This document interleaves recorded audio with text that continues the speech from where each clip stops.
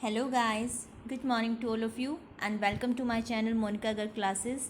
जैसा कि आपको रिमेंबर होगा कि कल हम नेट असेट मेथड को डिस्कस कर रहे थे शेयर वैल्यूएशन के, तो आज हम उसी की प्रॉब्लम्स को डिस्कस करेंगे कि किस किस तरह के क्वेश्चंस आ सकते हैं और क्या क्या उन पर्टिकुलर चीज़ों में हमें करना होता है। उससे पहले एक quick revision net asset method की, क्योंकि हम क्वेश्चंस उसी के करने वाले हैं तो थोड़ा सा तो एक बार रिमाइंड करना ज़रूरी है। तो बेसिकली हमने क्या बात की थी, नेट असेट मेथड जिसको हम क्या हैं, breaking up value method, asset backing method, intrinsic value method और असेट वैल्यूएशन मेथड के नाम से भी जानते हैं, जिसका फोकस क्या होता है कि एक शेयर की वैल्यू वो किसके बेस पे निकालेगा कि कंपनी के पास टोटल असेट्स कितनी है इक्विटी शेयर होल्डर के लिए, और इक्विटी शेयर होल्डर के पास के लिए हमारे पास कितनी असेट्स हैं वो बेसिकली कंपनी कैसे पता लगाएगी कि वो क्या करेगी। हमने एक बात की थी कि दो मेथड होते हैं। जो मेन मेथड यूज़ होता है वो क्या होता है कि आप जितनी भी आपके पास असेट्स हैं उन सबको लो मार्केट वैल्यू के ऊपर और उसमें से क्या लेस कर दो जो भी आपकी आउटसाइड लायबिलिटी है, यानी जो भी आपको बाहर वालों को पे करना है, तो आपके पास एक अमाउंट बचेगा जो कि किसके लिए होगा, कुछ इक्विटी वालों के लिए होगा और कुछ प्रेफरेंस वालों के लिए। बट हमें क्योंकि वैल्यू निकालनी है इक्विटी शेयर होल्डर की, तो उस केस में हम क्या करेंगे, प्रेफरेंस शेयर्स वालों का जो बनता है हिस्सा उनको वो भी दे देंगे। फिर हमारे पास जो पैसा बचेगा वो सिर्फ इक्विटी वालों का बचेगा, यानी वो इक्विटी वालों की असेट्स बचेंगी। तो इक्विटी वालों की नेट असेट्स को अगर हम total number of equity share से डिवाइड करते हैं तो हमारे पास आ जाती है पर वैल्यू शेयर। वैसे यहाँ पर कंडीशन अलग अलग हो सकती हैं कि पर्टिकुलर प्रेफरेंस शेयर्स का भी हो सकता है कि उनको डिविडेंड की भी प्रायोरिटी हो या फिर उनको कैपिटल की प्रायोरिटी हो, खाली या दोनों को। वो सारी चीज़ें अभी डिटेल में नहीं जाते हैं, चलो जब आएगा हमारा टॉपिक तब उसको कवर करेंगे। बेसिकली हमने एक क्वेश्चन भी किया था जो बिल्कुल स्ट्रेट फॉरवर्ड क्वेश्चन था कि कुछ असेट्स दी थी, हमें कुछ लायबिलिटीज़ दी थी जिनका यूज़ करके हमने नेट असेट निकाली। टोटल 20,000 शेयर थे और हम क्या पहुंच गए थे, पर शेयर की वैल्यू पे पहुंच गए थे। लास्ट में हम लोग मैरिज डीमैरिज को डिस्कस कर रहे थे कि कहाँ पर ये मेथड सुटेबल होता है, वो सब हम डिस्कस कर चुके थे। अगर आप में से किसी ने वो वीडियो नहीं देखी है तो पहले वो वीडियो देखना, उसी के बाद आपको ये वीडियो अच्छे से समझ में आएगी। तो क्वेश्चन स्टार्ट करते हैं। देखो, for the purpose of time saving मैं बुक का इस्तेमाल कर रही हूँ क्वेश्चंस के लिए। आप लोग या तो अगर आपके पास बुक है, ये डीके गोयल की बुक है, तो उसका यूज़ कर सकते हो क्वेश्चन को देखने के लिए, या फिर अगर जिसके पास बुक नहीं है वो क्वेश्चन का स्क्रीनशॉट ले ले जब अगर उसे वो खुद क्वेश्चन करके देखने हैं बाद में। तो देखो, सिंपल क्वेश्चन हम कल कर चुके थे। सेकंड आपका केस है कि आपके पास क्या है, बैलेंस शीट में डिफरेंट क्लासेज हो इक्विटी शेयर्स की। Different classes of equity shares का क्या मतलब है कि मान लो आपके जो शेयर कैपिटल है, आपके पास अलग अलग शेयर्स हैं। एक शेयर है 10 रुपये का जिस पर 7 रुपये पेड अप हैं, एक है 10 रुपये का जिस पे 6 रुपये पेड अप हैं। तो उस केस में जैसे हमने पहले किया, हमने क्या किया, डायरेक्ट जितनी भी नेट असेट्स बची उसको डायरेक्ट डिवाइड कर दिया टोटल नंबर ऑफ शेयर से। लगा लो ये 20,000 शेयर्स हैं और ये 30,000 हैं, तो उस मेथड के अकॉर्डिंग तो हमें क्या कर देना चाहिए, जितनी हमारे पास नेट असेट है उसको टोटल नंबर ऑफ शेयर्स यानी 20,000 प्लस 30,000 50,000 से डिवाइड कर देना चाहिए। लेकिन अगर हमने इसको कर दिया तो क्या आएगा, पर शेयर इक्वल वैल्यू आएगी। से नेट असेट आपकी 1.5 लाख है तो आपकी क्या आ गई पर शेयर वैल्यू, चलो 1.5 लाख बहुत कम हो गया, से 15 लाख है तो उस केस में हमारी शेयर की वैल्यू आ गई 30 रुपये। यानी इस शेयर की वैल्यू भी 30 रुपये और इस शेयर की वैल्यू भी 30 रुपये। एक ही कंपनी के दोनों शेयर हैं, एक पे हमने 7 रुपये मंगवा रखे हैं, उनके भी शेयर 30 रुपये के वैल्यू के हैं। जिनसे 6 मंगवा रखे हैं उनके भी 30 रुपये के वैल्यू है। तो ये अनफेयर नहीं है। जिसने 6 रुपये पे किए हुए हैं कंपनी को उसके शेयर की वैल्यू भी 30 रुपये, जिसने 7 पे किए हुए हैं उसने भी उसकी वैल्यू भी 30 रुपये। तो इसी चीज़ को डील करने के लिए आपको बेसिकली करना क्या है कि हम क्या करेंगे, 15 लाख की हमारे पास इक्विटी नेट असेट है, हम यहाँ पर नंबर ऑफ शेयर्स से डिवाइड करने की बजाय क्या करेंगे, हर एक रुपये यानी हर पर्सन ने जो 1 रुपया दे रखा है उसकी वैल्यू क्या हो गई है उसको डील करेंगे। यानी यहाँ पर टोटल कैपिटल हमारी कितनी आई हुई होगी, 20,000 शेयर्स पर 7 रुपये आए हुए हैं तो 1,40,000 रुपये हमने रिसीव किए हुए होंगे एज अ कंपनी। और यहाँ पर 30,000 शेयर्स पर 6 रुपये यानी 1,80,000, यानी टोटल हमने लोगों से जो पैसा ले रखा है वो ले रखा है 3,20,000। तो हम क्या करेंगे, इस 15 लाख को डिवाइड करेंगे 3,20,000 से। जब हम इसको 15 लाख को 30,000 से 3,20,000 से डिवाइड करेंगे तो हमें पता चलेगा कि पर 1 रुपी कितनी वैल्यू है। से ये वैल्यू, चलो एक बार सिर्फ समझने की बात है, लगा लो ये 4 पॉइंट समथिंग आएगा, लगा लो कि ये 5 आ गया, ठीक है, यानी ₹5 ये हमारा आ गया। तो अगर ये ₹5 आ गया तो उस केस में हमें क्या करना है कि ये 5 रुपये किसकी है, कि हर 1 रुपये के बदले हमें 5 रुपये की वैल्यू है। तो जिसने 7 रुपये पे किए हुए हैं उसके शेयर की वैल्यू क्या होगी, 5 × 7 35, और जिसने 6 रुपये पे किए हुए हैं उसकी होगी 6 × 5 यानी 30। और चलो ऐसे समझने में 1% के लिए दिक्कत भी हो रही हो तो चलो एग्जैक्ट फिगर पर चलते हैं। अगर हम 15 लाख को 3,20,000 से डिवाइड करते हैं तो ये कैलकुलेशन आएगी 4.68 यानी 4 रुपये 68 पैसे।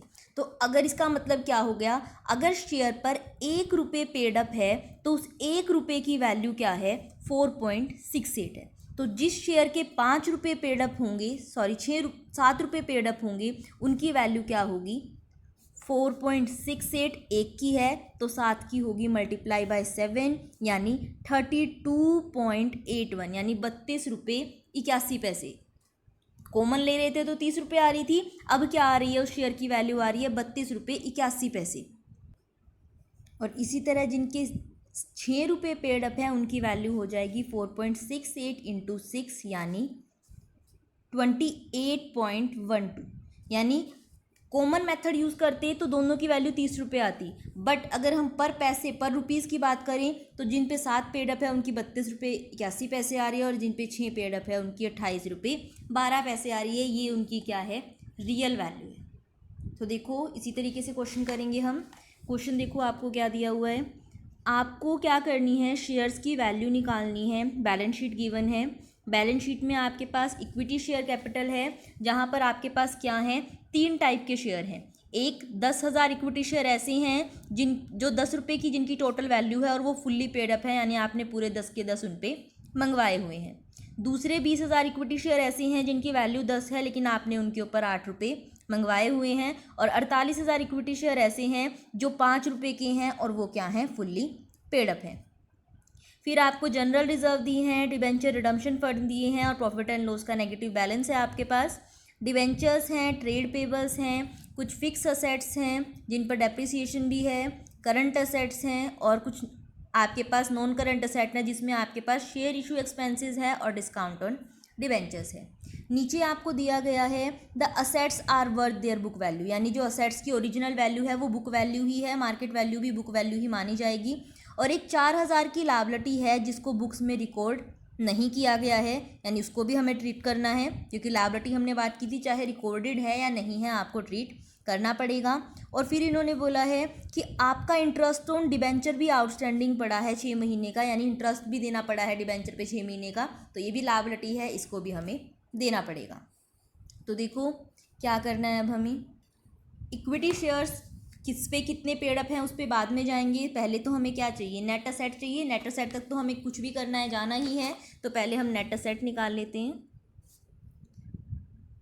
नेट असेट के लिए हम क्या करेंगे, पहले टोटल असेट निकालेंगे। तो देखो असेट में क्या क्या लेंगे, 8 लाख की फिक्स असेट है, डेप्रिसिएशन लेस करने के बाद लेंगे, यानी फिक्स असेट हो गई हमारी 6,80,000 की। 8 लाख की थी फिक्स असेट जिसमें से 1,20,000 का डेप्रिसिएशन दिया हुआ है, तो फिक्स असेट 6,80,000।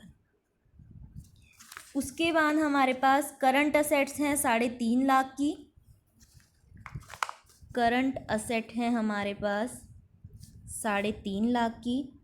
और इनसे अलग और असेट हैं हमारे पास ये शेयर इशू एक्सपेंसेस और डिस्काउंट एंड डिबेंचर, दोनों ही अनअमोर्टाइज फिक्टिशियस असेट है, यानी जिनको अमोर्टाइज किया जाएगा बाद में, इनको बेच के तो कुछ नहीं मिलेगा, एक्सपेंसेस खर्चे हैं ये तो इन दोनों को हम नहीं लेंगे। यानी हमें सिर्फ वही असेट लेनी है जिनसे हमें कुछ मिलता है। असेट्स यही थी, तो हमारे पास टोटल असेट्स हो गई 10,30,000 की। अब इसमें से लेस करनी है लायबिलिटीज, लेस लायबिलिटीज। देखो अब लायबिलिटीज क्या क्या हैं, इक्विटी तो इनकी तो वैल्यू ही निकालनी है, इनको लेस नहीं करेंगे। General reserve, debenture redemption fund, profit and loss, चाहे पॉजिटिव बैलेंस है या नेगेटिव बैलेंस है, इनका हमें कुछ नहीं करना। डिबेंचर्स हैं हमारे पास, डिबेंचर्स को हमें पेमेंट करनी पड़ेगी। डिबेंचर्स हैं 1 लाख के और ट्रेड पेबल्स को पेमेंट करनी पड़ेगी जो कि हैं 3,20,000 के। डिबेंचर हैं 1 लाख के और ट्रेड पेबल हैं 3,20,000 के, ये भी पे करने हैं। फिर हमको नीचे दिया हुआ था कि एक 4,000 की लायबिलिटी है जिसको रिकॉर्ड नहीं किया और डिबेंचर पर इंटरेस्ट भी आउटस्टैंडिंग है। तो देखो अनरिकॉर्डेड एक लायबिलिटी है 4,000 की, वो भी हमें देनी है। साथ में interest on debenture, interest on debenture 6 महीने का पेंडिंग है। बेसिकली रेट आपकी साथ में दी होती है 12% है, तो निकालते हैं। 1 लाख के डिबेंचर है, 12% रेट है और 6 महीने का निकालना है। समझ में आ गया होगा मैंने कैसे किया। 1 लाख अमाउंट थी, 12% रेट है और 6 महीने का निकालना है, एनुअल रेट है तो 6/12, 6,000 ये आ गया। यानी टोटल हमारी लायबिलिटी है 4,20,000 और 4,30,000 की। टोटल असेट्स थी 10,30,000 की, जिसमें से लायबिलिटी 4,30,000 की पे कर दी। तो अब हमारे पास जो नेट असेट आ गई वो आ गई 6 लाख। आई होप यहाँ तक क्वेश्चन क्लियर हो गया होगा। हमने सारी असेट्स ली, सिर्फ उनको छोड़ दिया जो फिक्टिशियस है, जिनका हमें कुछ नहीं मिलने वाला, और उसमें से सारी लायबिलिटी जो जो हमें पे करनी है वो सारी की सारी लेस कर दी। प्रेफरेंस शेयर्स हमारे पास यहाँ पर है नहीं। अब हमें क्या करनी है, इक्विटी की वैल्यू निकालनी है। बेसिकली हमें 3 कंडीशन दी गई है, तीनों यहीं पे लिख लेते हैं। 10,000 इक्विटी शेयर हैं जिनकी वैल्यू 10 रुपये की है और 10 के 10 पेड अप हैं, यानी उनके ऊपर पूरे के पूरे 1 लाख हमारे आए हुए हैं। उसके बाद सेकंड क्लास है कि 20,000 इक्विटी शेयर्स हैं, 10 रुपये के हैं लेकिन उस पर सिर्फ 8 रुपये पेड अप हैं, यानी 1,60,000 इन पे आए होंगे। और तीसरा इन्होंने बोला है कि आपके पास 48,000 शेयर्स हैं, 5 का 1 है और 5 के 5 ही पेड अप है, यानी टोटल 2,40,000 पेड अप है। टोटल असेट आपके पास 6 लाख हैं इनके लिए, और आपको क्या निकालनी है, हर इक्विटी शेयर की वैल्यू निकालनी है। तो देखो अभी हमने क्या कहा था कि अगर आपके पास अलग अलग क्वालिटी के शेयर्स हैं तो आप क्या करो, पर रुपी वैल्यू निकालो। आप टोटल नंबर ऑफ शेयर मत देखो, टोटल पेड अप कैपिटल देखो। तो सबकी टोटल पेड अप कैपिटल निकालनी पड़ेगी। ये देखो इनकी 1 लाख है, इनकी 1,60,000 है, इनकी 2,40,000 है, इतना ही पे किया हुआ इन्होंने। टोटल कर दो सबको, 1 लाख 2 3 4 यानी 5 लाख। इन तीनों का टोटल करोगे तो आपका 5 लाख आएगा, यानी 3 सारे शेयर्स पर मिलाकर आपके 5 लाख रुपए आए हुए हैं। और नेट असेट आपके पास 6 लाख की है, तो क्या करेंगे, net asset divide by paid up value of equity share, paid up value of equity share, यानी 6 लाख डिवाइडेड बाय में 5 लाख। इसको डिवाइड करोगे तो ये आएगा 1.2, यानी हर 1 रुपये की वैल्यू क्या है, 1 रुपये 20 पैसे है। अगर 1 रुपये की वैल्यू 1 रुपये 20 पैसे है तो जिस शेयर के 10 रुपये पेड अप थे उसकी वैल्यू क्या होगी, 1.2 × 10 यानी 12 रुपये। फिर उसके बाद अगर 1 रुपये की वैल्यू 1 रुपये 20 पैसे है तो वो शेयर जिसके 8 रुपये पेड अप थे उसकी वैल्यू हो गई 1.2 × 8 यानी 9 रुपीज़ 60 पैसे। और इसी तरह वो शेयर जिसकी 5 पेड अप वैल्यू थी उसकी वैल्यू हो गई 1.2 × 5 यानी 6 रुपीज़। तो हमारे शेयर्स निकल गए। ये 10,000 जो इक्विटी शेयर्स हैं इनकी पर शेयर वैल्यू 12 रुपये है। जो ये 20,000 इक्विटी शेयर्स हैं जिन पे 8 पेड अप थे उनकी पर शेयर वैल्यू 9 रुपये 60 पैसे है एट प्रेजेंट, और जिन पे 5 पेड अप थे इनकी हमारी वैल्यू मार्केट में 6 रुपये पर शेयर। बस यही क्वेश्चन था, बहुत सिंपल क्वेश्चन है। आपको सिर्फ समझना है कि कौन कौन सी असेट्स लेनी है, जो बिक सकती हैं वो लेनी है सारी मार्केट वैल्यू पर। मार्केट वैल्यू गिवन नहीं है तो बुक वैल्यू लोगे, जो जो लायबिलिटीज़ पे करनी है वो लेस करोगे तो नेट असेट्स आएंगी। उसके बाद क्योंकि हमारे पास अलग अलग टाइप की इक्विटी शेयर हैं, अगर सारे सेम टाइप के होते, सब पे बराबर पेड अप होता तो हम क्या करते, टोटल नंबर ऑफ शेयर से डिवाइड कर देते, हमारा सीधा आंसर निकल जाता। बट क्योंकि यहाँ पर अलग अलग टाइप की इक्विटी शेयर्स हैं तो हम सबकी पेड अप वैल्यू निकालेंगे, उनको टोटल करेंगे, नेट असेट से उसको डिवाइड करेंगे, तो हमें 1 रुपये की वैल्यू, यानी हर 1 रुपये की वैल्यू अब मार्केट में 1 रुपये 20 पैसे है, ये पता लग गई। तो जिस 1 रुपये की वैल्यू 1 रुपये 20 पैसे है तो हमने निकाल दी कि 10 की कितनी होगी, 8 की कितनी होगी और 5 की कितनी होगी। आई होप समझ में आया होगा। कुछ और क्वेश्चंस करते हैं। देखो अभी ये देखियो, नेक्स्ट क्वेश्चन करते हैं। हर क्वेश्चन में हम कुछ अलग करेंगे, जो क्वेश्चन बिल्कुल सेम होंगे वो मैं आप पे छोड़ूंगी, बट बेसिकली यहाँ पर सारे क्वेश्चंस ऐसे हैं जिनमें कुछ नया सीखने को मिलेगा, सो मैं बता रही हूँ। नेक्स्ट टॉपिक है हमारा नोशनल कोल। तो देखो ये नोशनल कोल क्या है। बेसिकली होता क्या है कि कई बार हमें क्या दिया होता है, जैसे अभी पिछले क्वेश्चन में था डिफरेंट कैटेगरी शेयर्स थे और उनकी पेड अप वैल्यू अलग अलग थी, तो हमने क्या किया, सबकी पेड अप वैल्यू को कंसीडर किया। बट इस नोशनल कोल में क्या होगा कि क्वेश्चन में आपको क्या दिया होगा, इस टाइप का क्वेश्चन होगा कि वो सारे शेयर्स ना उनकी पेड अप वैल्यू अलग अलग है, पर वो अलग सिर्फ किस लिए है, क्योंकि क्या है, किसी पे पूरे पैसे मंगवाए हुए हैं, किसी पर अधूरे। यानी बेसिकली उनकी जो पिछले में तो क्या थे, 2 शेयर 10-10 वाले थे, एक 5 वाला भी था, यहाँ पर सारे शेयर एक ही वैल्यू वाले मिलेंगे, लेकिन उनकी पेड अप वैल्यू अलग अलग है क्योंकि उनकी कोल्ड अप वैल्यू अमाउंट में डिफरेंस है। तो कर तो हम उसी तरीके से सकते हैं, बेसिकली जो हमने पीछे अप्लाई किया बहुत इजीली हो जाएगा उससे। लेकिन अगर आपको क्वेश्चन में दिया हुआ है कि कंपनी क्या करने वाली है, नोशनल कॉल करने वाली है या नियर फ्यूचर में उस पैसे को मंगवाने वाली है, यानी कंपनी क्या सोचती है कि अगर क्या है रिसेंटली वो क्या करने वाली है, उस पैसे को मंगवाने वाली है, तो उस केस में उस पैसे को मंगवाने के बाद अगर सारे शेयर्स की वैल्यू बराबर हो रही है तो हमें क्या ज़रूरत है उस तरीके से वैल्यू निकालने की। यानी आप क्या करो, ये मान लो कि जैसे इस पे 10 रुपये मंगवाए हुए थे, इस पे 8 मंगवाए हुए थे, इस पे 7, आप क्या करोगे, नोशनल कॉल कर लोगे कि हमने ये लेट कर लोगे कि हमने इस पे 2 रुपये बचे हुए मंगवा लिए और इस पे 3 रुपये बचे हुए मंगवा लिए। फिर तो ये सारे शेयर एक बराबर के हो गए और फिर क्या कर देंगे, पर शेयर वैल्यू निकाल देंगे।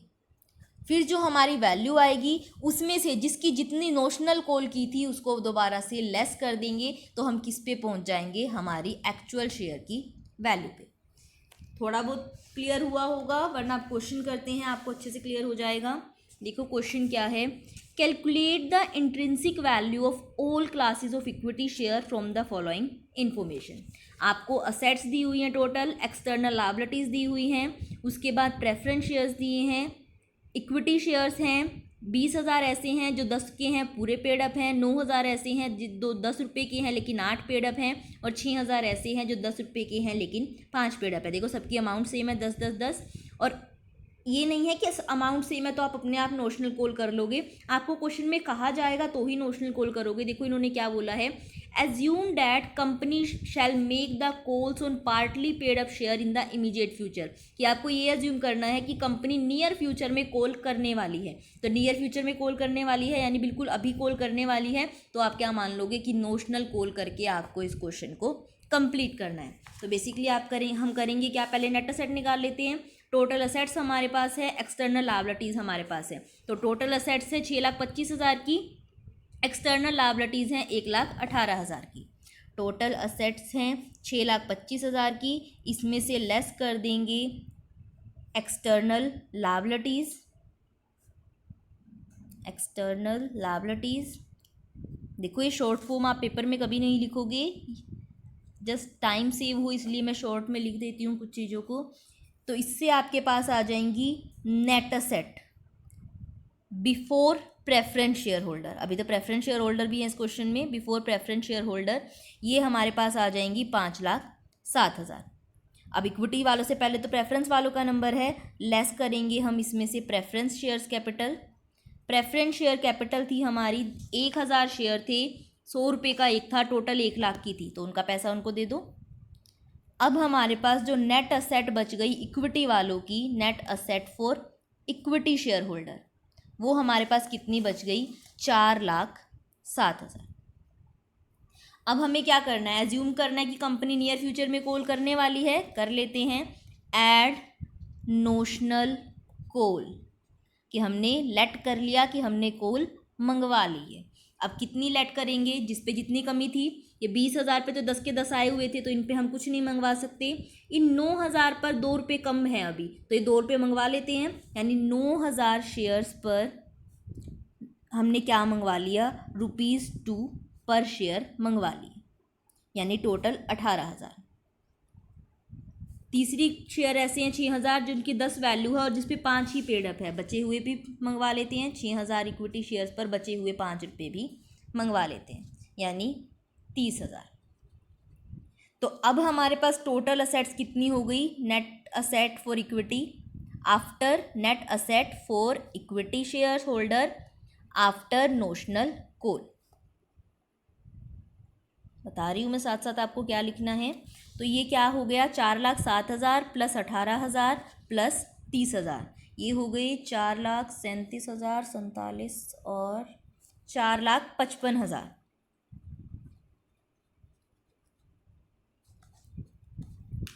अब 4,55,000 नेट असेट्स हैं। अब तो सारे शेयर बराबर हो गए, जब हमने सब पे, इन पे 10 रुपये थे, इन पे 2 रुपये मंगवा लिए बचे हुए, और इन पे भी बाकी बचे हुए 5 मंगवा लिए, यानी अब सारे शेयर बराबर हैं। तो हम डिवाइड कर सकते हैं सीधा नंबर ऑफ शेयर से। टोटल नंबर ऑफ शेयर कितनी हो गई, 20,000 प्लस 9,000 29,000 प्लस 6,000 35,000, यानी 4,55,000 जो नेट असेट है उनको टोटल नंबर ऑफ शेयर से डायरेक्ट डिवाइड कर देंगे। जब इसको कैलकुलेट करेंगे तो हमारा आएगा ₹13, यानी पर शेयर जो आपकी वैल्यू आ गई वो आ गई ₹13। तो अब हमारे पास 3 क्लासेस थी। पहली ऐसी जो वो 20,000 थे, जिस पे हमने क्या किया हुआ था, पूरे के पूरे, एक सेकेंड, जिस पे हमने क्या किया हुआ था, पूरे के पूरे 10 रुपये मंगवाए हुए थे। तो जिन पर हमने पूरे के पूरे 10 रुपये मंगवाए हुए थे उन पर तो हमने कोई नोशनल कॉल नहीं की, तो उन शेयर्स की वैल्यू हो जाएगी डायरेक्ट ₹13 जो हमारी निकली थी। दूसरे क्लास के इक्विटी शेयर थे 9,000, जिन पे हमने क्या की थी, नोशनल कॉल की थी 2 रुपये की। तो अब नोशनल कॉल को लेस करना पड़ेगा, तो हम क्या करेंगे, 13 रुपये में से जितनी नोशनल कॉल की थी वो लेस कर देंगे 2 रुपये की। तो अब हमारे उन 9,000 शेयर्स की पर शेयर वैल्यू हो गई 11 रुपये। तीसरे जो शेयर्स थे 6,000 इक्विटी शेयर्स, उन 6,000 इक्विटी शेयर्स पे हमने 5 रुपये मंगवाए थे, यानी 5 की नोशनल की कॉल की थी। तो अब उनकी वैल्यू हो जाएगी, 5 नोशनल वाली लेस कर दो, बचे हुए 8 रुपये हो गई उनकी वैल्यू, यानी इन 20,000 शेयर्स की वैल्यू होगी 13 रुपये, इन 9,000 जिन पर 8 रुपये पेड अप थे उनकी वैल्यू हो गई 11 रुपये, और ये 6,000 जिन पर 5 रुपये मंगवाए हुए थे उनकी वैल्यू हो गई 8 रुपये पर शेयर। ध्यान रखना, ऐसा आपको तभी करना है जब क्वेश्चन में लिखा हो कि नियर फ्यूचर में कंपनी कॉल करने वाली है, या फिर आपको नोशनल कॉल करनी है, तो ही आप ये ट्रीटमेंट करोगे। अदरवाइज जितनी पेड अप है उसके अकॉर्डिंग हम पूरी नेट असेट को पेड अप कैपिटल से डिवाइड करेंगे, पर शेयर वैल्यू निकालेंगे, और फिर उसकी पेड अप कैपिटल से डिवाइड करके, यानी पर शेयर वैल्यू से डिवाइड करके हमें पता लग जाएगी हर शेयर की इंडिविजुअल वैल्यू। नेक्स्ट क्वेश्चन देखो। क्वेश्चन बिल्कुल सिंपल है, पूरा डिटेल में नहीं करवाऊंगी, सिर्फ पढ़ा रही हूँ, और जो अलग होगा वो पॉइंट आपको क्लियर करूँगी। आपको बैलेंस शीट दी हुई है, इक्विटी शेयर्स हैं, रिजर्व फंड है, प्रॉफिट एंड लॉस बैलेंस है, प्रोविडेंट फंड है, वर्कमैन सेविंग फंड है। बेसिकली यहाँ पर 2 लायबिलिटी है जो आपको पे करनी पड़ेगी, एक एम्प्लॉय की प्रोविडेंट फंड और एक वर्कमैन का सेविंग फंड। असेट्स दी हुई हैं, प्लांट एंड मशीनरी है, गुडविल है, इन्वेस्टमेंट है जिसकी मार्केट वैल्यू 2,30,000 है, वैसे 3 लाख की हमें मार्केट वैल्यू लेनी है। लोन एंड एडवांसेस दिए हुए हैं, करंट असेट्स दी हुई हैं, और शेयर इशू एक्सपेंसेस हैं, इनको हमें नहीं लेना। For the purpose of valuation of goodwill, for the purpose of valuation of share, goodwill shall be taken at 2-year purchase of average profit of last 5 year, and the profit of last 5 years आपको given है, और आपको क्या करनी है, company की value निकालनी है। तो देखो बेसिकली पूरे क्वेश्चन में कुछ भी नहीं है, आपको सारी असेट्स को टोटल करना है, दोनों लायबिलिटीज़ को लेस करना है, नेट असेट आएगी, और नंबर ऑफ इक्विटी शेयर यानी 60,000 से डिवाइड कर दोगे तो पर शेयर वैल्यू पे आप पहुंच जाओगे। सिर्फ क्या है, गुडविल की वैल्यू, बुक वैल्यू भी आपके पास है और मार्केट वैल्यू भी है, तो हमें तो मार्केट वैल्यू लेनी है, तो हमें क्या करनी पड़ेगी, जो ये दिया हुआ है इसके अकॉर्डिंग गुडविल की मार्केट वैल्यू निकालनी पड़ेगी। वैसे वैल्यूएशन ऑफ गुडविल आप लोगों ने आई थिंक किया हुआ होगा, नहीं किया होगा, वैसे हम इस चैप्टर के बाद उसको भी डिस्कस करेंगे, बट अभी के लिए सिंपल सा आपको मेथड यूज़ करना है। एवरेज प्रॉफिट से इन्होंने बोला है, एवरेज प्रॉफिट में हम क्या करते हैं, बेसिकली जितने प्रॉफिट्स दिए हुए हैं वैसे तो पाँचों को ऐड करते हैं, उन 5 से डिवाइड करेंगे यानी 5 साल का किया है तो, और मल्टीप्लाई कर देंगे नंबर ऑफ ईयर परचेज से। लेकिन जब भी हमारे पास एवरेज प्रॉफिट निकालना हो, मेथड एवरेज प्रॉफिट हो, और आपको ये दिख रहा हो कि प्रॉफिट क्या कर रहे हैं, हर साल बढ़ रहे हैं, यानी देखो पहले 1 लाख से 1,20,000 हुए, फिर 1,40,000 हुए, 1,80,000 हुए, 2,20,000, कभी भी क्या है जो ट्रेंड है वो नीचे नहीं आया, लगातार कॉन्टिन्यूसली इंक्रीज हो रहे हैं, तो उस केस में हम क्या करते हैं, वेटेज एवरेज प्रॉफिट को यूज़ करते हैं। तो आप करोगे क्या, आपके पास 5 साल के प्रॉफिट हैं, 1 लाख, 1,20,000, 1,40,000, 80 और 2,20,000, 1,40,000, 1,80,000 और 2,20,000। Year 1, 2, 3, 4 and 5। तो बेसिकली इसका मतलब क्या है कि अगर आप क्या करते हो, सिंपल एवरेज यूज़ करते तो पाँचों को ऐड करके 5 से डिवाइड कर देते कि सारे प्रॉफिट्स को प्लस किया, और 5 सालों का था तो 5 से डिवाइड कर दिया, बट उसका मतलब तो हमने हर ईयर को equal weightage they the. But यहाँ पर क्योंकि कंपनी के प्रॉफिट हर साल इंक्रीज़ कर रहे हैं तो हम एक्सपेक्ट कर रहे होंगे कि फ्यूचर में भी बढ़ेंगे, तो इसलिए हम क्या करते हैं, जो सबसे करंट वाला ईयर होता है ना उसको ज़्यादा वैल्यू देना चाहेंगे, और जो प्रीवियस ईयर है उनको वैल्यू कम देना चाहेंगे, और उसी पर्पज़ से हम वेट्स असाइन कर देते हैं। सबसे पुराने वाले साल को सबसे कम वेट दे देंगे, और फिर जैसे जैसे ईयर बढ़ता जाएगा वेट्स बढ़ाते जाएंगे। ये प्रॉफिट है, ये वेट है, दोनों को मल्टीप्लाई करोगे, PW निकालोगे, 1 लाख, 2,40,000, चलो पूरा लिख देते हैं, 4,20,000, 7,20,000, और ये आ गया 11 लाख। इन सबको ऐड करेंगे, जो आपका रिजल्ट आएगा उसको डिवाइड करेंगे हम टोटल वेट से, यानी 15 है इनका टोटल, और इनका टोटल आएगा 25,80,000। तो हम क्या करेंगे, बेसिकली टोटल जो है आपका ये PW, इसको डिवाइड करेंगे हम, यानी वेटेड एवरेज प्रॉफिट को डिवाइड करेंगे टोटल वेट से, तो हमारे पास आ जाएगी क्या, एवरेज प्रॉफिट।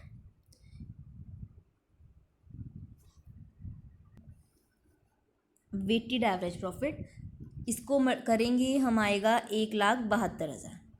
ये तो हमारी निकली है गुडविल 1 साल की, और हमें इन्होंने बोला 2 ईयर परचेज, यानी हमें किसी कंपनी की 2 साल की गुडविल खरीदनी है। तो हमें देखो ईयर परचेज का मतलब यही होता है यहाँ पर कि आपने उसकी कितने साल की गुडविल खरीदी है, क्योंकि देखो किसी का बिजनेस आप खरीद रहे हो, किसी की गुडविल खरीद रहे हो, यानी नाम उसने बनाया होगा, फ़ायदा उसका आप उठाने वाले हो। ये हमने निकाल लिया कि 1 साल में आप उसकी कितनी गुडविल का फ़ायदा उठा पाओगे, यानी उसके नाम की वजह से आपको कितना फ़ायदा होगा। अब 2 साल की परचेज़ की है तो मल्टीप्लाई 2 कर देंगे, यानी 3,44,000 आ गई गुडविल की मार्केट वैल्यू।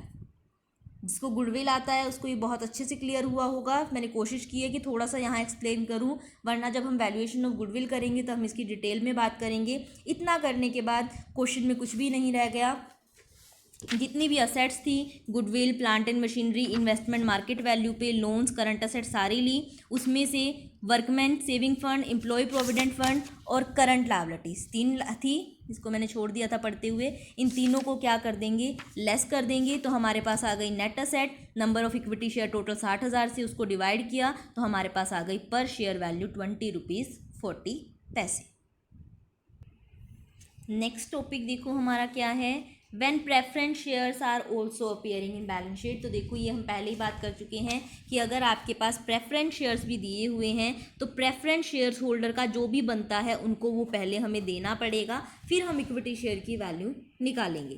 बेसिकली क्या देना पड़ता होगा वो, यानी बेसिकली शेयर होल्डर्स को, जो प्रेफरेंस शेयर होल्डर होते हैं उन्हें कैपिटल भी पहले मिलती है और डिविडेंड भी, यानी पहले उनका डिविडेंड और कैपिटल जब दोनों पेड अप हो चुके होते हैं उसी के बाद हम क्या करते हैं, इक्विटी वालों को कुछ देते हैं। तो हम क्या करेंगे, जो भी कैपिटल और डिविडेंड प्रेफरेंस शेयर वालों का बनता होगा पहले वो पे करेंगे और उसके बाद क्या करेंगे, इक्विटी की वैल्यू निकालेंगे। देखो वैसे इसके भी केसेस हो सकते हैं, वो क्वेश्चन में अगर आपको दिया होगा, अगर नॉर्मली कुछ नहीं दिया है तो हम यही मानते हैं कि आपको कैपिटल भी देनी है, डिविडेंड भी देना है, उसके बाद इक्विटी शेयर्स की वैल्यू निकालनी है। उन केसेस पे अभी नहीं जा रही मैं, इस क्वेश्चन के बाद डिस्कस करेंगे उन केसेस को।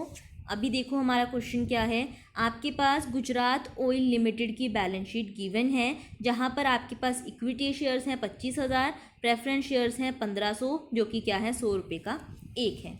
उसके बाद आपके पास डिबेंचर रिडम्पशन फंड है, इन्वेस्टमेंट फ्लक्चुएशन फंड है, प्रॉफिट एंड लॉस एप्रोप्रिएशन का बैलेंस है, कुछ डिबेंचर्स हैं, ट्रेड पेबल्स हैं और आपके पास आउटस्टैंडिंग एक्सपेंसेस हैं।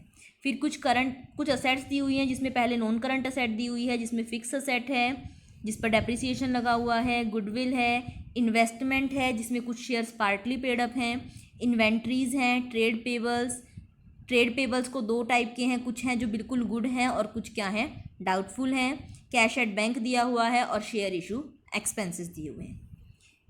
नीचे दिखा हुआ है कि प्रेफरेंस शेयर्स का जो डिविडेंड है वो 2 साल से एरियर में पड़ा है। मार्केट प्राइस इन्वेस्टमेंट का 45,000 हो गया है।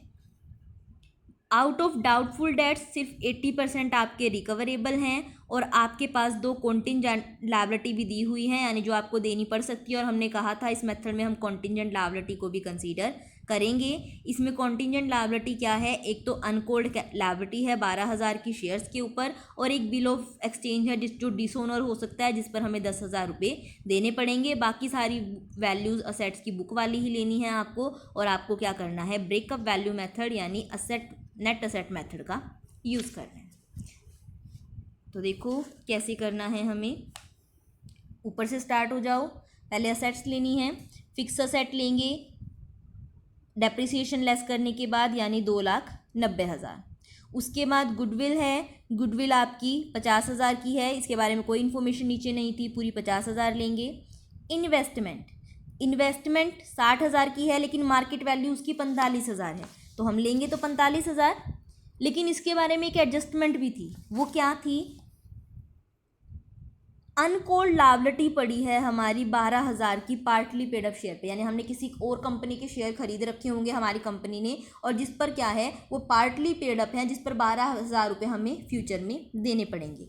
तो बेसिकली देखो, अगर आप इसका ट्रीटमेंट सोचो कि कंपनी अगर हमसे वो 12,000 रुपये मंगवा लेगी तो उससे क्या होगा, हमारे पास से 12,000 का कैश चला जाएगा और इन्वेस्टमेंट हमारी 12,000 से बढ़ जाएगी। इन्वेस्टमेंट में वो अभी तक 12,000 लिखे नहीं होंगे, जब हम उसको पे कर देंगे तो वो लिखे जाएंगे, और कैश में से वो 12,000 घट जाएंगे। तो बेसिकली हमारे टोटल असेट में कोई चेंज नहीं आएगा, उतने ही 12,000 प्लस हो रहे हैं, 12,000 लेस हो रहे हैं, इसलिए हमें इसकी कोई भी ट्रीटमेंट करने की ज़रूरत नहीं है। हम सिर्फ क्या करेंगे, अपनी टोटल जो इन्वेस्टमेंट है जिसकी मार्केट वैल्यू 45,000 हो चुकी है, सिर्फ उसी को लेंगे। तो हमने क्या क्या ले ली, पहले फिक्स असेट ले ली जो 2,90,000 की थी, ये हमने ले ली इन्वेस्टमेंट। गुडविल ली थी हमने जो कि थी हमारी 50,000 की। उसके बाद आगे देखो, आगे हमारे पास इन्वेंट्रीज़ हैं 1,80,000 की, वो ले लेते हैं। इन्वेंट्री 1,80,000 की। उसके बाद इन्होंने बोला है ट्रेड रिसीवेबल्स, जिसमें से 80,000 के तो गुड हैं, जो गुड हैं उनका तो हमें कुछ नहीं करना, डायरेक्ट ले लेंगे उनको, तो यानी वो तो हमें मिल जाएंगे। गुड डेटर्स का मतलब होता है इजीली मिल जाएंगे हमें 80,000। और डाउटफुल हमारे 20,000 हैं। डाउटफुल के बारे में क्या लिखा हुआ है नीचे, कि हमें लगता है कि जो डाउटफुल वाले हैं उसमें से 80% रिकवर हो पाएंगे, बाकी के 20% हमारे बैड डेट्स हो जाएंगी। यानी 20,000 का 80% 16,000, यानी 16,000 हमें मिल पाएंगे और 4,000 बैड डेट्स हो जाएंगी। तो हमें कितने मिलेंगे टोटल, 16,000। टोटल ट्रेड रिसीवेबल हो गए 96,000 के। उसके बाद कैश पड़ा है हमारे पास 40,000 का।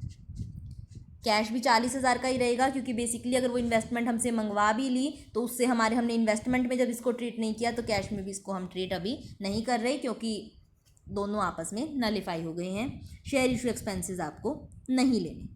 असेट हो गई हमारी सारी, इन सबको टोटल करेंगे।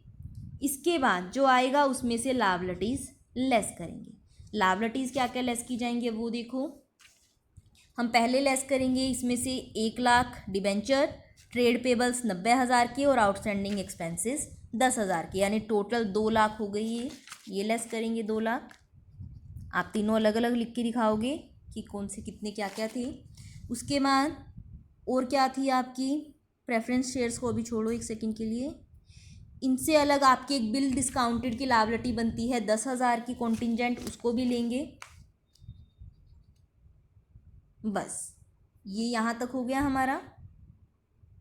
इतना सब करने के बाद यानी जब आप इन सबको टोटल कर लोगे और उसमें से ये लेस कर दोगे तो हमारे पास नेट असेट आ गई किसकी, इक्विटी शेयर वालों की भी और प्रेफरेंस की भी, दोनों की मिला के, और ये अमाउंट आएगा 7,01,000। अब हम क्या पहुंच गए हैं, 7,01,000 है हमारे पास, जिसमें इक्विटी वालों का हिस्सा भी है और प्रेफरेंस वालों का भी। अब इसमें से प्रेफरेंस वालों का अलग करना है हमें, तो प्रेफरेंस वालों की कैपिटल को लेस करेंगे और उनके डिविडेंड को। तो देखो कैपिटल कितनी थी प्रेफरेंस वालों की, प्रेफरेंस वालों की कैपिटल थी 1.5 लाख की, तो लेस कर दो प्रेफरेंस कैपिटल 1.5 लाख, साथ में लेस कर देंगे प्रेफरेंस डिविडेंड।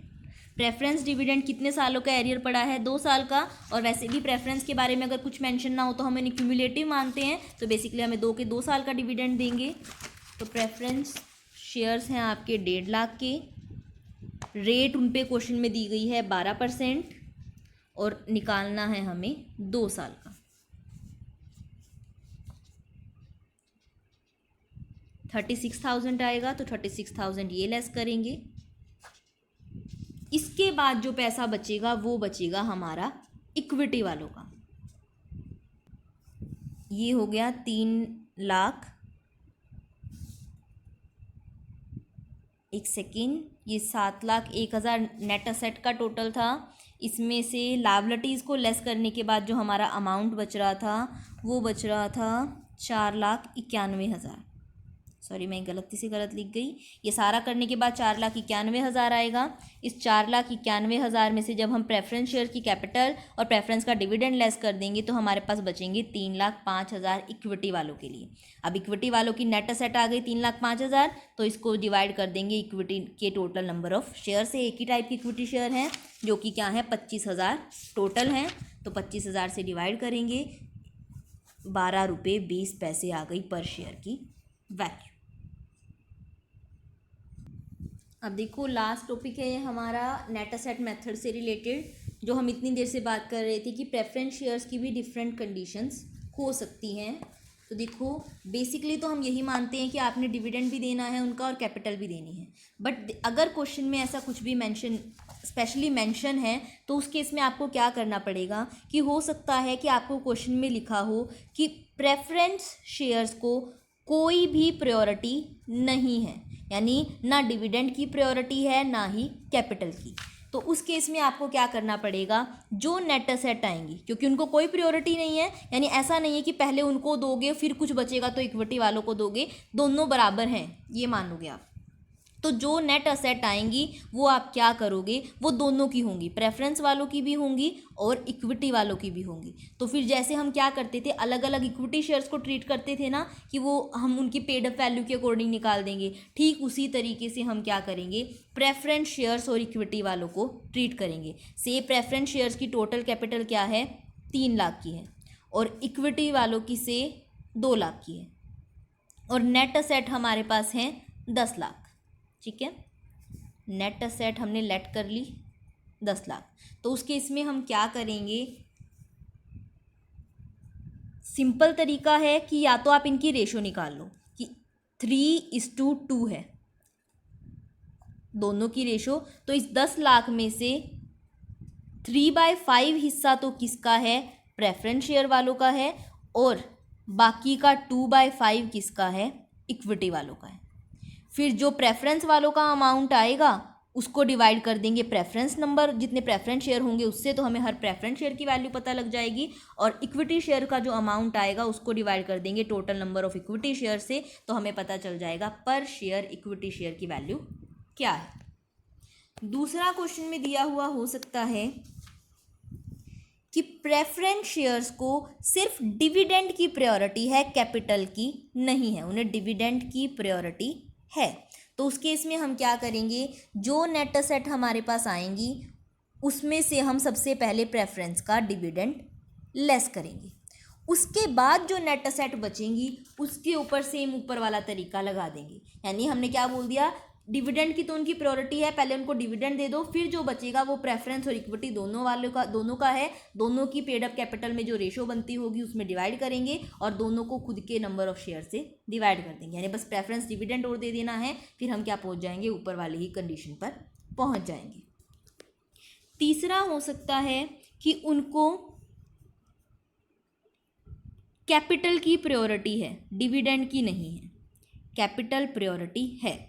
तो अगर कैपिटल प्रायोरिटी होगी तो जो नॉर्मल केस है हम वही काम कर देंगे, पहले उनकी कैपिटल दे देंगे और उसके बाद जो बचेगा वो इक्विटी वालों का होगा, यानी हम उनको डिविडेंड वगैरह कुछ भी उनका कंसीडर ही नहीं करेंगे, सिर्फ क्या करेंगे, उनको कैपिटल की प्रायोरिटी थी, उनको कैपिटल दो और फिर उसके बाद जो बच गया वो क्या है, सारा इक्विटी वालों का है। फोर्थ केस हो सकता है कि उनको दोनों की प्रायोरिटी है, तो दोनों की प्रायोरिटी है, ये केस तो हम इतनी देर से करते ही आ रहे हैं कि कैपिटल भी लेस कर दो, डिविडेंड भी लेस कर दो, जो बच गया वो इक्विटी वालों का। देखो 4 केस किए, दोनों की प्रायोरिटी है तो क्या करो, दोनों पे कर दो, बचा हुआ इक्विटी वालों का। सिर्फ कैपिटल की प्रायोरिटी है तो कैपिटल दे दो, डिविडेंड का हमें कुछ नहीं करना, जो बच गया वो इक्विटी वालों का है। क्योंकि देखो हमें बेसिकली उनकी कैपिटल अगर रहती है, अगर उनकी कैपिटल देनी रहती है फिर तो उन नेट असेट में उनको भी शेयर देना पड़ेगा, उनकी शेयर वैल्यू भी उस अकॉर्डिंग डिसाइड करनी है, वरना नहीं करनी। तो कैपिटल उनकी दे दी, उनका काम खत्म हो गया। अगर उनको सिर्फ डिविडेंड की प्रायोरिटी है तो डिविडेंड दे दो और जो बचेगी वो डिविडेंड, जो पर्टिकुलर असेट बचेंगी वो प्रेफरेंस और इक्विटी दोनों की होंगी। और अगर क्या है, उनको कोई भी प्रायोरिटी नहीं है तो उस केस में भी जो भी असेट होंगी वो इक्विटी और प्रेफरेंस दोनों की मानी जाएगी। क्वेश्चन देखो, क्वेश्चन से ज़्यादा क्लियर होगा। देखो आपको क्या दिया है, आपको इक्विटी शेयर कैपिटल दी है, प्रेफरेंस शेयर कैपिटल दी है, रिजर्व्स दिए हैं कुछ, फिर उसके बाद आपके पास डिवेंचर्स हैं, ट्रेड पेबल्स हैं, नीचे असेट्स में आपके पास कुछ फिक्स असेट्स हैं, उनका डेप्रिसिएशन है, करंट असेट्स हैं, और फिर नीचे शेयर इशू एक्सपेंसेस और अनरिटर्न ऑफ डिस्काउंट है। शेयर इशू एक्सपेंसेस और अनरिटर्न ऑफ डिस्काउंट को तो हमें लेना ही नहीं है। बेसिकली हमें करना क्या है, जितनी हमें टोटल असेट्स दी हुई हैं उनमें से लायबिलिटी लेस करनी है। तो नॉर्मली लिख लेते हैं एक बार, चलो नीचे देख लेते हैं, कभी किसी की मार्केट वैल्यू ना दी हो।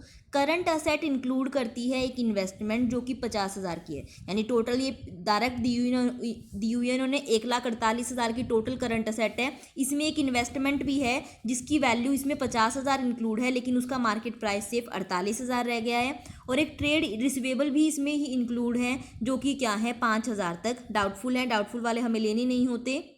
और एक इन्वेंट्री है इसी में इंक्लूड है जिसकी क्या है 5700 रुपये की रिटर्न आई थी, उसका अभी तक हमने कोई भी रिकॉर्ड नहीं किया है। बेसिकली यही 3 बातें सेट्स के बारे में हैं। तो देखो अब इसी 1,48,000 में सब कुछ इंक्लूडेड है, तो आप इसको ट्रीट कैसे करोगे। पहले नॉन करंट असेट तो डायरेक्ट ले ली है 4,90,000 की, फिक्स असेट हमने ले ली 4,90,000 की। उसके बाद हमारे पास जो करंट असेट दी हुई थी एक बार आप पूरी ले लो, पूरी आपको दी गई है 1,48,000, ये हो गया 6,38,000। अब देखो आपको ये बताया है इसमें एक करंट असेट है 50,000 की जिसकी मार्केट वैल्यू 48,000 हो गई है, यानी 2,000 कम हो गई है। बेसिकली हमें यही करना है ना कि इसमें से 50,000 वाली को 48,000 को करना है, तो लेस कर देंगे सीधा डिक्रीज इन इन्वेस्टमेंट। अगर आप ऐसे करोगे कि इसमें से पहले 50,000 लेस करोगे फिर 48,000 ऐड करोगे तो वो बेफालतू का लॉन्ग प्रोसेस हो जाएगा। ऑब्वियस सी बात है 50,000 वाली चीज़ 48,000 की हो गई है, यानी हमारी 2,000 की वैल्यू घट गई है असेट की, 2,000 से असेट हमारी कम हो गई है। फिर इन्होंने बताया कि करंट असेट में ही एक डाउटफुल डेट है 5,000 की, तो जो डाउटफुल है वो हमें नहीं लेनी होती, तो वो भी क्या कर दो, लेस डाउटफुल डेट 5,000 की। और इन्होंने क्या बोला, एक इन्वेंट्री है जो रिटर्न आ गई थी लेकिन बाकी सारी चीज़ें तो उसकी रिकॉर्डेड हैं, सिर्फ उसका हमने क्या नहीं किया, स्टॉक में रिकॉर्ड नहीं किया। बाकी नहीं होती तो फिर तो हमें सारा देखना पड़ता कि कैश वगैरह उससे क्या दिया होगा क्या लिया होगा, बट अभी हमारे पास सिर्फ इतना बोला है कि वो क्या है, रिकॉर्ड नहीं की, तो ये क्या होगी, ऐड होगी। इन्वेंट्री तो बढ़ेगी अगर हमारे पास कुछ रिटर्न आया है तो अब क्या कर देंगे, 6,38,000 में से ये 2,000 और 5,000 लेस कर देंगे और ये 5700 ऐड कर देंगे, तो बेसिकली आ जाएगा 6,40,700। ये आ गई हमारी टोटल असेट। अब इसमें से लेस करेंगे लायबिलिटीज़, तो लायबिलिटीज़ पे आ जाओ। 60,000 ये लेस करने हैं, 80,000 ये लेस करने हैं। एक बार कर देते हैं। 60,000 डिबेंचर के नाम के लेस करने हैं, 80,000 ट्रेड पेबल के नाम के। ये ट्रेड पेबल हैं, ये हमारे डिबेंचर हैं। उसके बाद और क्या दिया हुआ है, डिबेंचर इंटरेस्ट भी पेंडिंग है 1 साल से। तो डिबेंचर का इंटरेस्ट कितना बनेगा 1 साल का, 12%। 60,000 पे 60,000 का 12% पूरे 1 साल का निकालना है। 60,000 का 12% 1 साल का है, तो कुछ और मल्टीप्लाई करने की ज़रूरत नहीं है, 7200। तो डिबेंचर का इंटरेस्ट भी दे देते हैं, इंटरेस्ट ऑन डिबेंचर। ये करने के बाद आगे देखो, आगे हमारे पास बच गया प्रेफरेंस का डिविडेंड। एरियर में पड़ा है 2 साल का, बाकी सारी असेट बुक वैल्यू की हैं और आपको क्या करनी है, शेयर्स की वैल्यू निकालनी है। और आपके पास नीचे 4 केस दिए हुए हैं, यानी बेसिकली अब प्रेफरेंस वालों का काम रह गया। अभी हम डिविडेंड लेस नहीं कर सकते क्योंकि हमें नीचे देखना पड़ेगा किस चीज़ की प्रायोरिटी है, किसकी नहीं है। तो एक बार यहाँ तक नेट असेट निकाल लेते हैं, कितनी आएंगी, ये आएंगी 4,89,500।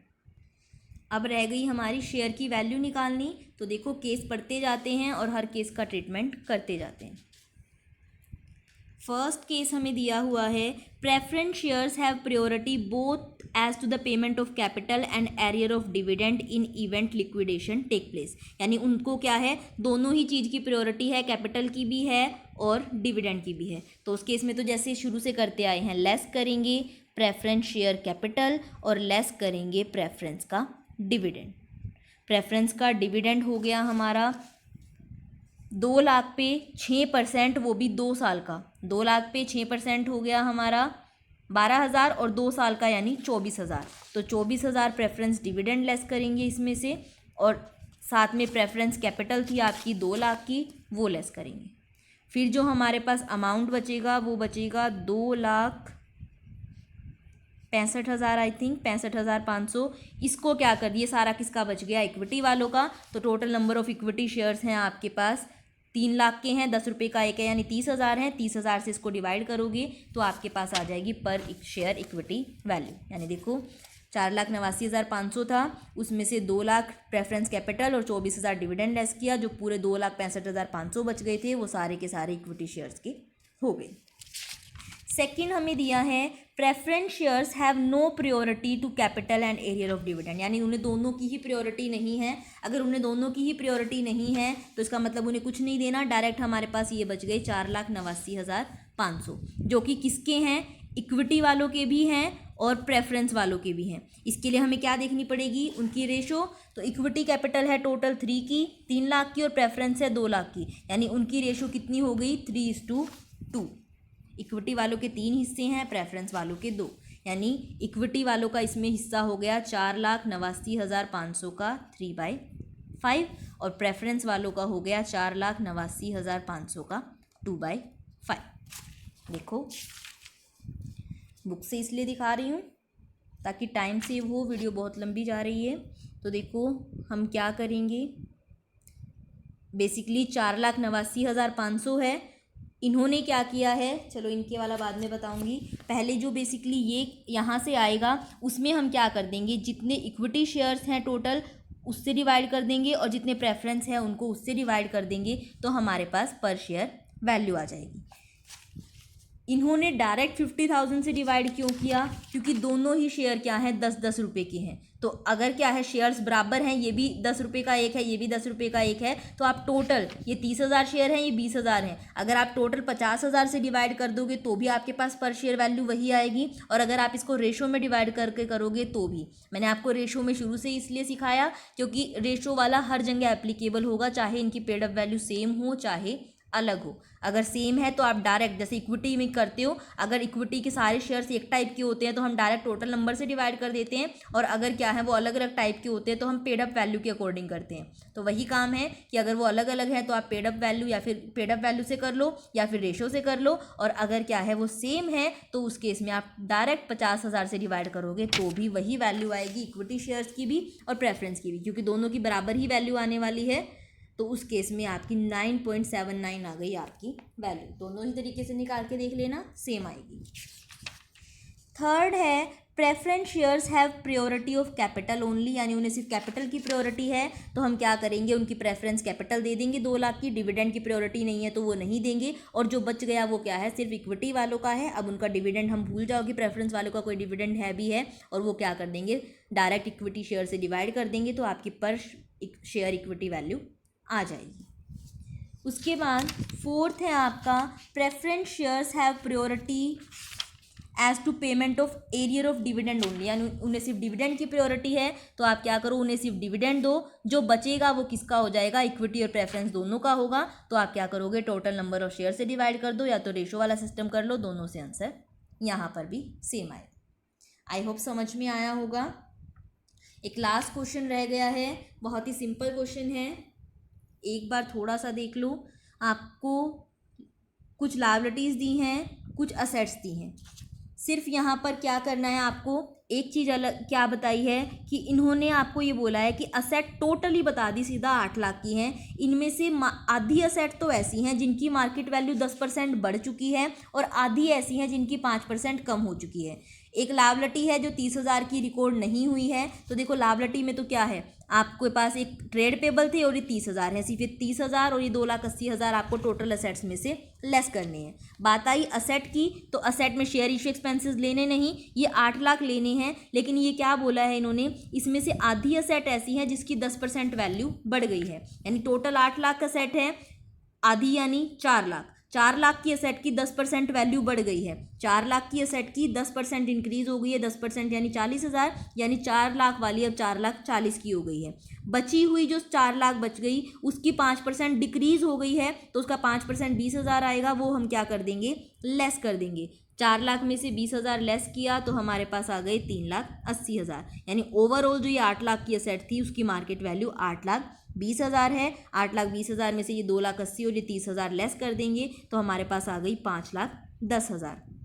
फिर आगे इन्होंने क्या बोला था, एज्यूम करना है कि प्रेफरेंस शेयर को कोई भी प्रायोरिटी नहीं है, ना कैपिटल की ना डिविडेंड की, तो इसका मतलब ये 5,10,000 किसके हैं, इक्विटी और प्रेफरेंस दोनों के मिला के हैं। तो देखो यहाँ पर वो जो कंसेप्ट है कि यहाँ पर इक्विटी शेयर 10 का है और प्रेफरेंस 100 का है, तो अगर ऐसे में आप नंबर से डिवाइड करोगे 32,000 से, तो ये तो आपने दोनों शेयर को इक्वल मान लिया, जबकि एक की 10 रुपये की पेड अप वैल्यू है, एक की 100 रुपये की, तो उस केस में आप क्या करोगे, इनका पार्टीशन करोगे एज पर रेशो या फिर पेड अप कैपिटल, दोनों बराबर ही बात होती है। रेशो अगर निकालते हैं तो 3:2 आएगा, तो हम क्या करेंगे, जो 5,10,000 की असेट है, प्रेफरेंस शेयर्स का हिस्सा हो गया 2/5 और इक्विटी वालों का हो गया 3/5। जो इक्विटी वालों का 3,06,000 निकला है उसे total number of equity share से डिवाइड कर देंगे, और जो प्रेफरेंस वालों का निकला है उसे total number of preference share से। तो इक्विटी वालों की आ गई 10 रुपये 20 पैसे, यानी उनका शेयर्स के 10 रुपये वैल्यू थी वो 10 रुपये 20 पैसे का हो गया है, और प्रेफरेंस वालों की 100 रुपये की वैल्यू थी वो 102 रुपये का हो गया है। अगर आप ये काम ना करते तो दोनों बराबर आ जाते, यानी कोई बीच की अमाउंट आ जाती 60-70, यानी 10 वाला शेयर 70 का और 100 वाला शेयर भी 70 का, तो वो गलत हो जाता। तो या तो आप इसको पेड अप कैपिटल के अकॉर्डिंग करो या रेशो के अकॉर्डिंग करो, दोनों तरीके से सेम आएगा। अगर इस शेयर्स की वैल्यू सेम होती तो हम क्या करते, इसको डायरेक्ट नंबर ऑफ शेयर से डिवाइड कर देते, जैसे कि पिछले क्वेश्चन में किया हुआ था। तो ये नेट असेट मेथड हमारा कंप्लीट होता है। आई होप आप लोगों को समझ में आया होगा। कहीं पर कोई प्रॉब्लम आए तो आप मुझसे कमेंट सेक्शन में पूछ सकते हैं। इसके बाद कल हम स्टार्ट करेंगे हमारा next method, dividend yield method. अगर वीडियो पसंद आई हो तो वीडियो को लाइक और चैनल को सब्सक्राइब ज़रूर करना, और मेरे फेसबुक पेज को भी फॉलो कर लेना ताकि आपको मेरी लेटेस्ट वीडियो की नोटिफिकेशन मिलती रहे। Thank you so much.